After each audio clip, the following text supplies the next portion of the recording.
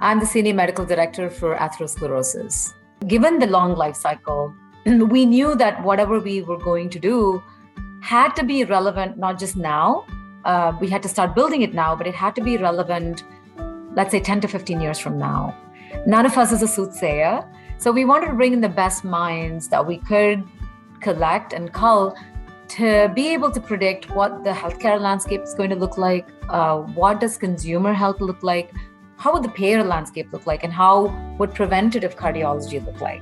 Many of us, this is a chance at having a shot at a lasting legacy, especially in the service of something like preventing the number one killer in the world. You don't get to fight those kind of wars in any form. The second thing was the fact that this was such an open ideation. It was such a different process for us. It was so enjoyable that I found a lot of people that would have been quiet opening up.